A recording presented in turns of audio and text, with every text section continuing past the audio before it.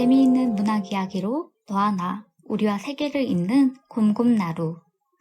곰곰나루가 들려드리는 문학 대 문학. 오늘은 토끼전 이야기 두 번째입니다. 용왕의 병을 치료하는 데 쓸 토끼의 간을 구하려고 자라가 나서서 토끼를 깨워왔지만 토끼가 간을 빼놓고 왔다는 말로 속여 위기를 벗어난 이야기. 바로 토끼전의 기본 스토리가 삼국사기에 나오는 구토설화에 담겨 있었다는 말씀 앞에서 전해드렸지요. 이런데 이런 류의 우화는 대개 한 나라뿐 아니라 여러 나라의 엇비슷한 내용과 형식으로 전래되어 있지요. 토끼전 스토리 또한 그렇죠. 불교설화 중에 이런 내용이 전해지고 있습니다. 바닷속 용왕이 왕비가 잉태를 하자 원숭이의 염통을 구해주려고 육지로 나갔다. 나무 위에서 열매를 따먹고 있는 원숭이를 만난 용왕은 이렇게 말했다. 아름다운 수목에 열매가 많은 바닷속으로 데려가 주마. 솔깃해진 원숭이는 용왕의 등에 업혔다. 원숭이를 업고 바닷속으로 가던 용왕은 사실은 하고 염통이 필요해서 데려가는 거라고 말하고 말았다. 원숭이는 이렇게 대꾸했다.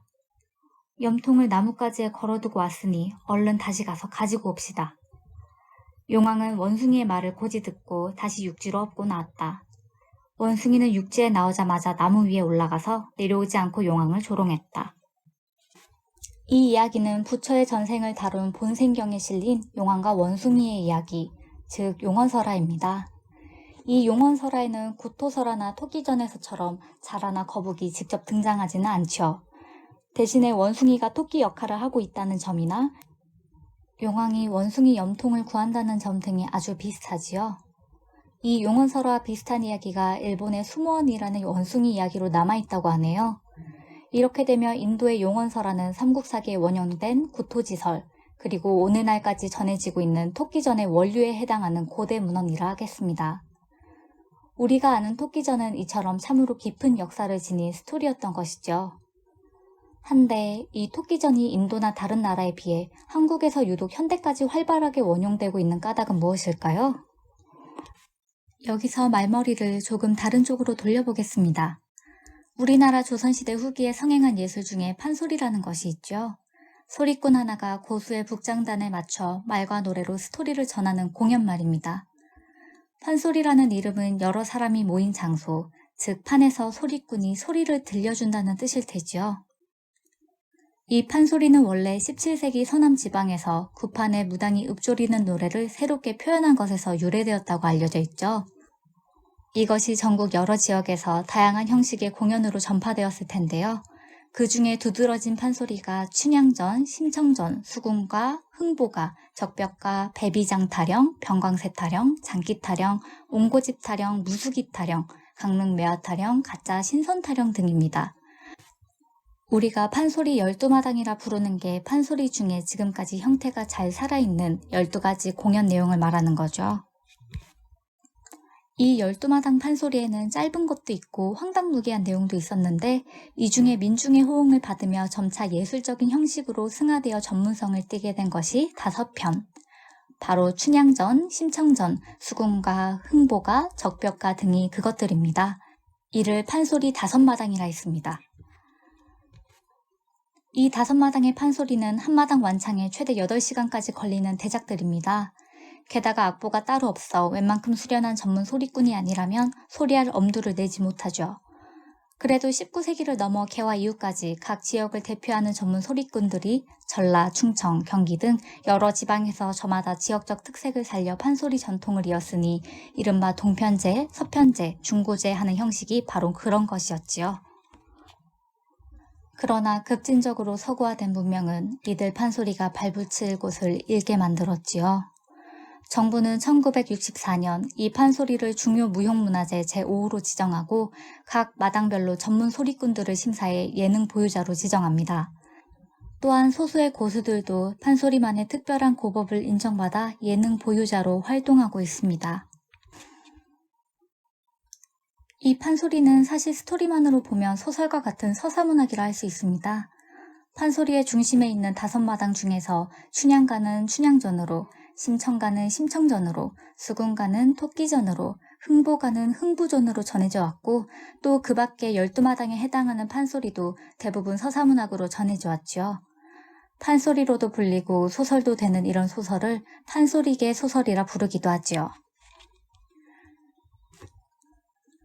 판소리는 그 자체로 스토리가 있는 노래 공연이자 이처럼 소설로서의 가치를 품고 있었지요. 이 점이 판소리의 특수성이자 어쩌면 그 명맥이 지금껏 이어지고 있는 이유일 수도 있습니다. 이 점이 또한 토끼전 스토리가 다른 나라보다 우리나라에 유독 확실하게 전승되는 이유가 되기도 합니다. 즉 토끼전은 춘향전, 심청전, 흥부전 같은 판소리 소설로서 판소리로도 소설로도 함께 전해져 생명이 강화되었다고 하겠습니다. 한편 토끼전은 다른 판소리계 소설과 차이가 크다는 점도 중요합니다.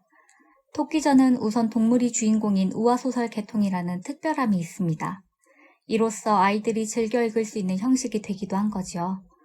또한 육지와 바다를 아우르며 특히 용궁이라는 환상적인 공간을 작중 배경으로 삼아 상상력을 크게 발휘할 수 있게 한다는 점도 중요합니다. 또 다른 판소리계 소설들이 그 시대 기성의 가치관을 적절히 수용한 것과 대비되는 측면도 특별히 생각해야 합니다.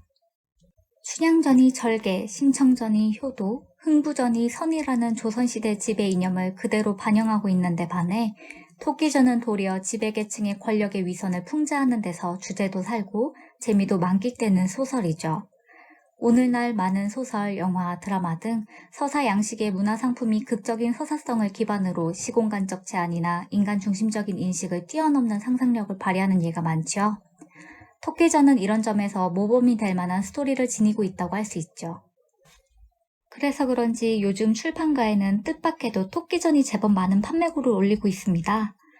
여기 5종의 토끼전은 토끼, 자라, 용왕이 토끼의 간을 두고 다투는 스토리를 중심에 두고 각자 조금씩 다른 스토리를 얹은 흥미로운 동화들입니다. 토끼전은 이처럼 동화에서 강점을 발휘하고 있죠. 상대적으로 어른이 읽는 문학으로는 한계가 있다고 생각되어 온 것도 사실입니다. 그런데 최근 토끼전을 수용해 새로운 서사로 창작한 장편소설 토끼전 2020이 등장했네요. 이 장편소설은 미국의 한 출판사에서 The Rabbit Tale 2020라는 번역본으로 발간되기도 했죠. 장편소설 토끼전 2020의 발간 과정과 작품 내용, 영문판 번역에 관한 얘기는 재미있는 뒷얘기가 많아 다음 기회로 미룹니다. 지금까지 토끼전과 그 원류가 되는 삼국사기의 구토설화와 인도 불교의 옛 설화인 용언설화의 관계, 판소리로 소설로 전해진 토끼전이 오늘날에도 우리 문학과 문화에 살아있는 근원설화가 되고 있는 이유 등을 살펴봤습니다.